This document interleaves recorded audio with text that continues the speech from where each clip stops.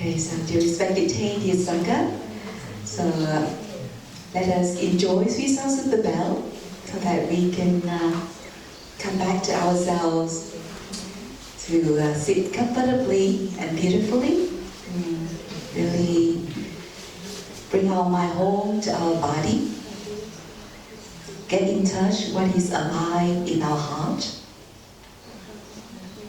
and feel that Mother Earth is there, breathing, supporting us.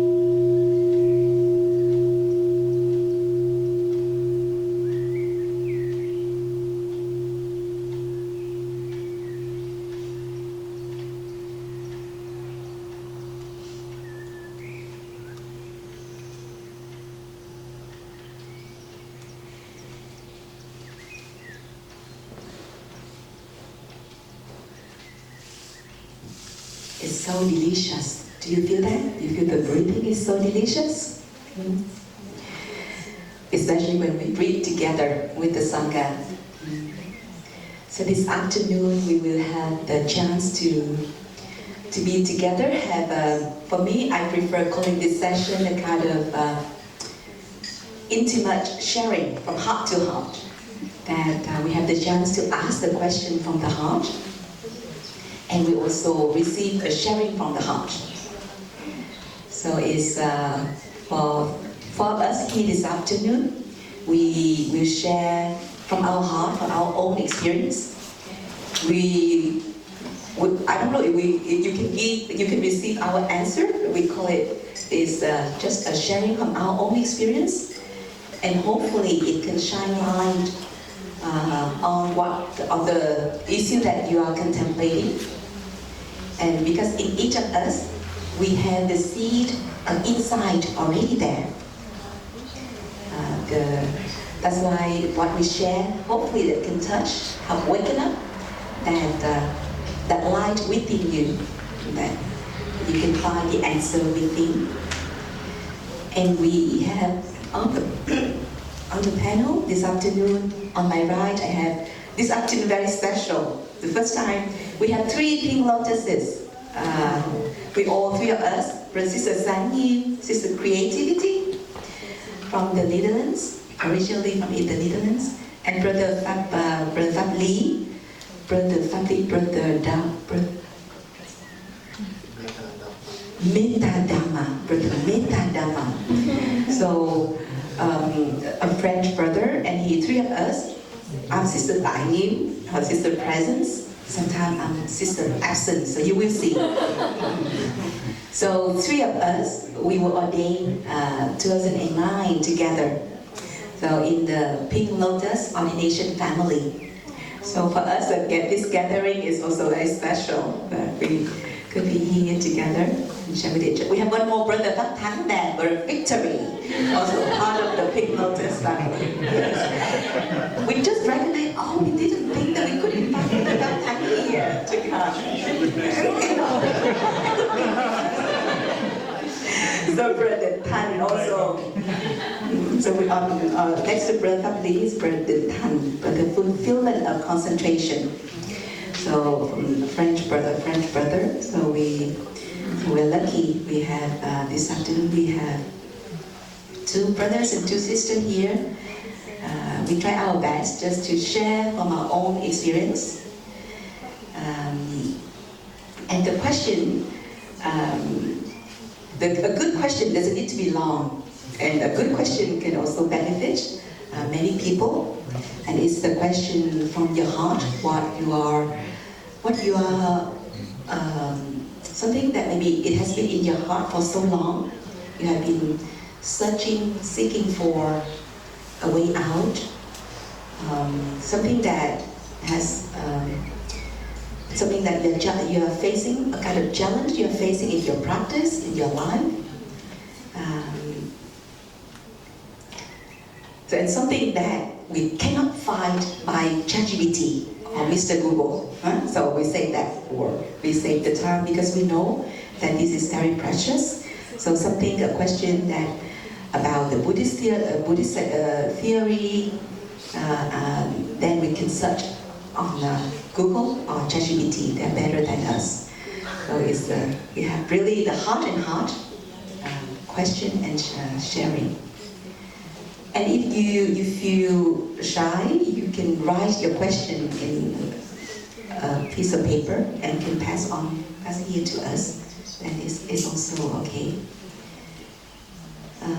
Do I miss something? You want to add something more about the... And then the one who asked the question, I invited to come and sit on this cool seat. Quite cool. So and when we ask the question, we will listen to one sound of the bell. So we let the question sink deeply before we ask. Yeah, so that's it. I don't know who will be the brave person to be the first one on this cool seat. Okay, so Julian.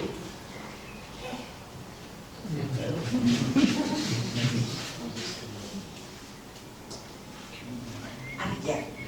Okay, so if you also want to, please sit down here. If you have all the questions, you also can queue here so that we can save the time. Yeah, thank you. So we will enjoy listening to one side of the bell first.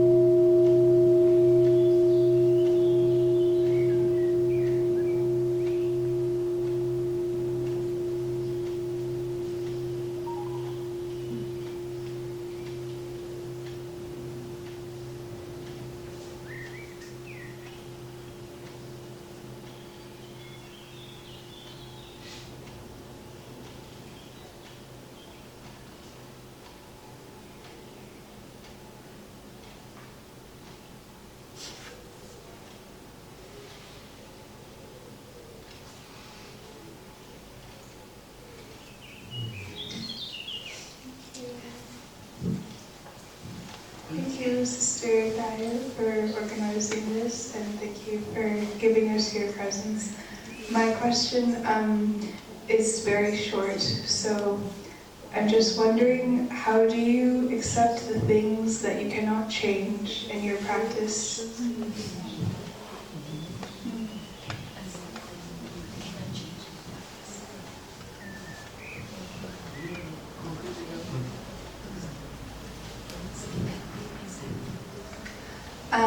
So like, for example, if you go get ice cream and then they don't have your favorite flavor, you know, it's so sad. Or, you know, your friend has different view than you, so you need to accept this. Or some people, they have different passports, and you go to the airport and you see that at the customs, not everybody is equal in the passport. And some people, they will get denied just because of the color of their skin. Whereas maybe for me, I go through because I'm from Canada. But my ancestors, they would not have been able to. So it's something I cannot change.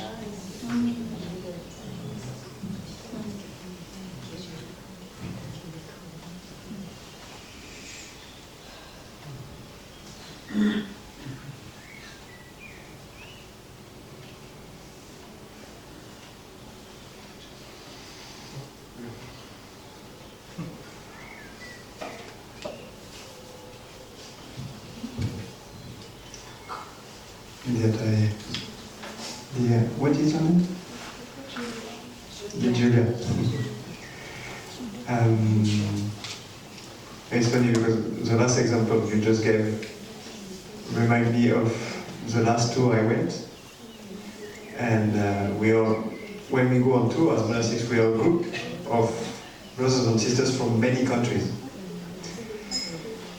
And at some point, we went through the custom, and one of our brothers actually got pulled away because we think it's because of the color of his skin. And yeah, that's why when you share about that example, that really reminded me of that moment. And how we, in that moment, so what we could do is try to see where he was, and try to, there was a few glass until the desk or the kind of office he was, and we tried to wave at him to show him, hey, we are here with you. Because he must have, it must be very, very hard to feel that, and I'm sure it's not the first time he has been feeling that in his life, actually. So it can really touch some big wounds, actually. And I was really wondering what we can do about that. So what we did is that there was a few border officers who were passing by. So we tried to connect with any that was coming in or out, actually, to try actually to create a communication with them and to see what we could do and really create a connection, showing them that actually we cared for our brother, but also we respected them at the same time, so that they don't feel that they are bad or something. And but yeah, it's that question and that particular example reminds me of the difficulty also of trying to put myself in also the feet of those people who are working at the border control or at the police or things like that. And we had actually in US we had a police officer. She was a Dharma teacher in our lineage, and she did some retreats for police officers. Particularly, because she knew also from inside what was their suffering. And because they didn't know how to take care of their suffering, very often they would just get back into habit energies. And part of that sometimes is actually from the color of the skin of people, just stop the one that doesn't have the right skin color, basically. And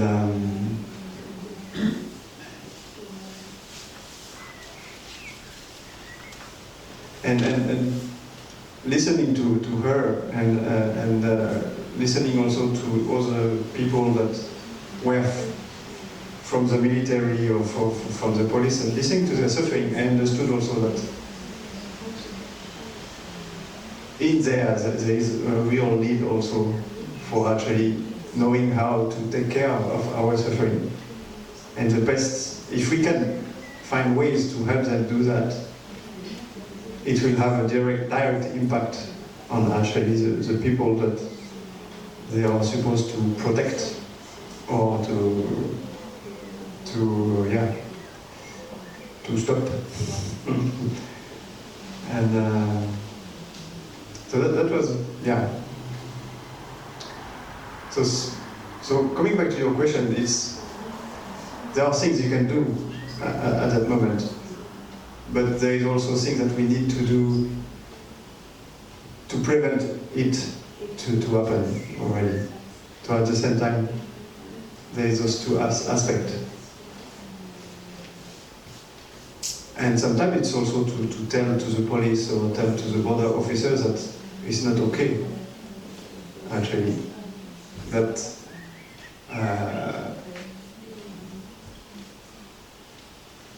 that's part of what we can call kind of fierce compassion, is also that capacity to say no, actually. There is a limit of, and when sometimes we need to also protect, like a mother would protect her child in a violent looking way if her child is about to be actually hit by a car, for example. So she might have to push her child. So it looks violent, but actually it's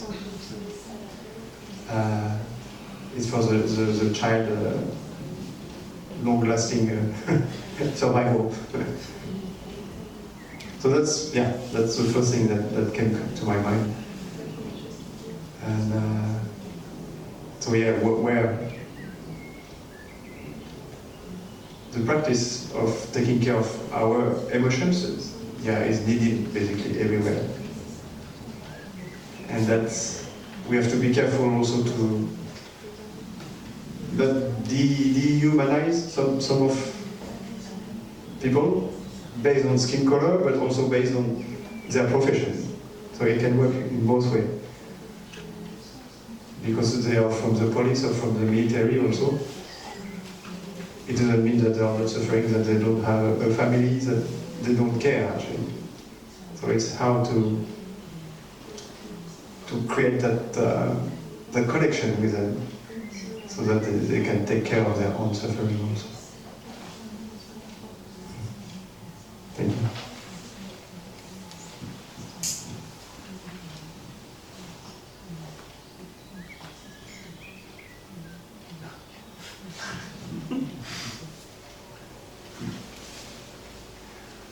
Dear Tai, dear Sangha, dear Julia, thank you for Julia, right? Yes. Okay, thank you for the question. So what comes up is whenever there is a situation when I don't seem to be able to change the situation, and it affects me in some way. I try to remember that what I can change is the way I respond to it. And I think about the teaching we had, the first teaching with Br..Phap, with when we see what comes up in us in terms of emotions, or in terms of thoughts, or in terms of sensations. If I take a concrete example, which I gave in our Dharma sharing group, I'm not used to the church bell we have here. So, and it's kind of ringing a lot, and for me, kind of randomly. So I'm a bit lost, because I don't know whether I have to stop, whether I can stop or just continue what I'm doing. So I kind of develop an aversion to this bell, I have to admit. Can I change it? Well, I tried to speak with some brothers. Maybe we could speak to the mayor, but maybe it's not a good idea. Maybe it's good to leave it the way it is and to us adapt. But what I can change is the aversion that I have. Or not to change it, but first to recognize there is, and to what is my relationship with my aversion when I listen to this bell. For me, it's like just the same. If I touch a surface here, just the wall behind me, I apply pressure. I invite you to push, like the floor, for instance, now with your hand. You apply force, and there's just the same force responding, right? Just the same quality. So when I send some aversion to actually this bell, I feel that the bell is responding the same kind of energy to me, and it's kind of developing like that. And I noticed that if I notice I have some aversion to what's happening, and instead of that, I send a beautiful energy to that bell, and actually it changes something already.